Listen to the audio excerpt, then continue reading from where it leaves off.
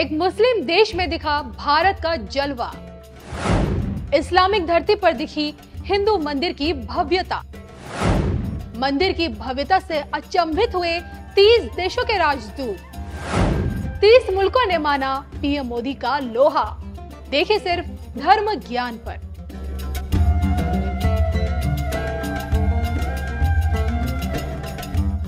नमस्कार, मैं हूं आपके साथ कविता राणा। मंदिर नीति को देश के कूटनीति बनाने का ही नतीजा है कि आज चहुं दिशाओं में सनातनी भारत की संस्कृति, सनातनी भारत की सभ्यता और सनातनी भारत की विरासत का डंका बज रहा है। आज आप देखिए, खुद पर गर्व करेंगे, क्योंकि जहां नजर दौड़ाएंगे वहां प्राचीन मंदिरों की बदलती तस्वीर को पाएंगे। बीते 9 सालों में पीएम मोदी की स्ट्रॉन्ग लीडरशिप में भारत के भीतर तीर्थों की काया पलट इस बात का सबूत है कि धर्म उत्थान के इस दौर में अब जाकर भारत को उसकी असल पहचान मिली है। लेकिन क्या आप जानते हैं कि मंदिर का जीर्णोद्धार सिर्फ देश तक ही सीमित नहीं है, बल्कि विदेशी धरती पर भी पीएम मोदी की कोशिशें रंग ला रही हैं।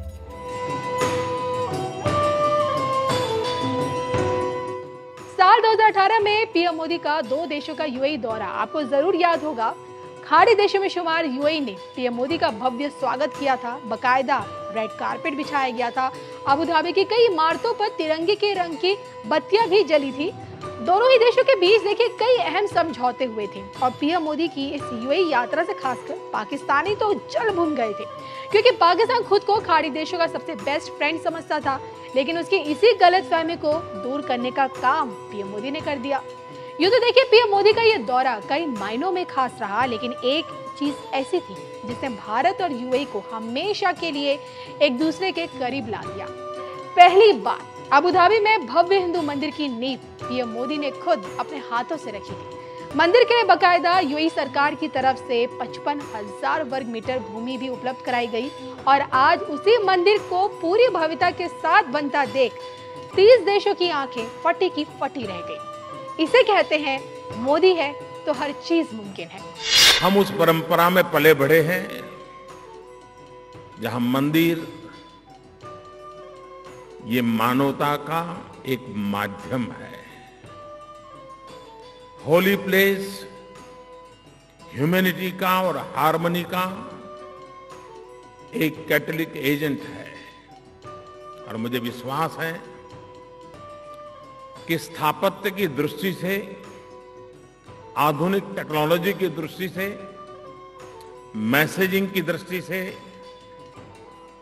ये मंदिर अपने आप में एक अनोखा तो होगा ही होगा, लेकिन विश्व समुदाय को वसुधैव कुटुंबकम जिस मंत्र को हम जिए हैं, उस मंत्र का अनुभव कराने का भी अवसर प्राप्त होगा। और इसके कारण भारत की एक अपनी पहचान भी बनाने का एक माध्यम बनेगा। हिज हाइनेस क्राउन प्रिंस ने, जब मैं पिछली बार आया तब अबू धाबी में मंदिर बनाने की बात को आगे बढ़ाया। मैं हिज हाइनेस क्राउन प्रिंस का सभी 125 करोड़ हिंदुस्तानियों की तरफ से हृदय से आभार व्यक्त करना चाहता हूं। दरअसल कश्मीर में हुई G20 बैठक के तुरंत बाद भारत सरकार 30 देशों के राजदूतों को भारत से 7 समंदर पार यानी कि संयुक्त अरब अमीरात लेकर पहुंची। किस प्रकार इस्लामिक दुनिया में आज सनातन संस्कृति का उत्थान हो रहा है, ये बताने के लिए भारत सरकार ने इन 3 देशों के राजदूतों को अबू धाबी में बन रहे इस भव्य मंदिर को दिखाया। 30 देशों के राजदूतों में इंडोनेशिया, मालदीव, बांग्लादेश और इजराइल जैसे देश शामिल थे और मंदिर के निर्माणाधीन इमारतों को देखकर 30 देशों के राजदूत अचंभित हुए। मंदिर के स्तंभों और दीवारों पर की गई बारीक और खूबसूरत नक्काशी ने देखिए इन 3 देशों के होश उड़ा दिए। हैरान करने वाली बात यह है कि पहली दफा एक मुस्लिम बहुल मुल्क में इस्लामिक धरती पर बन रहा भव्य मंदिर, और वो भी इतनी खूबसूरती से, अपने आप में एक वाकई में मिसाल है। शांति, सहिष्णुता और सद्भाव का एक अनूठा प्रतीक है, जिसके आगे 30 देशों के ये राजदूत नतमस्तक भी हो गए। सबसे दिलचस्प बात यह है कि इस मंदिर में भारत और यूएई दोनों की संस्कृतियों की झलक देखने को मिलती है। आधे से ज्यादा मंदिर का निर्माण पूरा हो चुका है और अब उम्मीद के मुताबिक 2024 तक मंदिर पूरी तरह से बनकर तैयार हो जाएगा।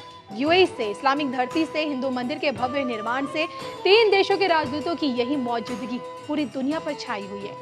यूएई में देखिए 26 लाख से ऊपर भारतीय काम करते हैं और यहाँ की कुल आबादी की आप 30% मान लीजिए। एक अच्छी खासी हिंदुओं की आबादी शेखों की इसी दुनिया में रहती है और ऐसे में मुस्लिमों के बीच मंदिर का भव्य निर्माण, जिसे देखने के लिए 30 देशों के राजदूतों के होश उड़ जाएं, ये सब कुछ आपको कैसा लगता है कमेंट करके बताइएगा जरूर।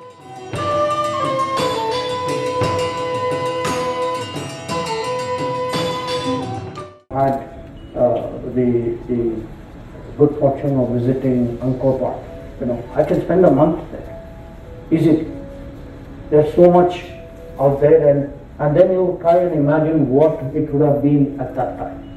So one part of it is realization and messaging that look, this is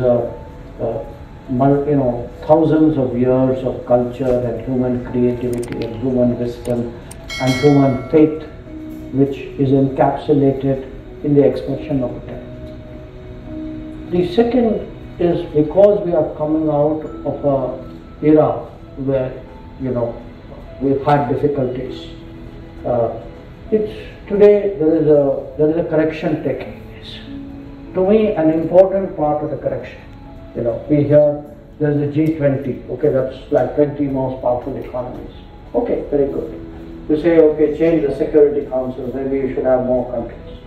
But the real change is when different cultures deal with each other more respectfully, more equally, more fairly.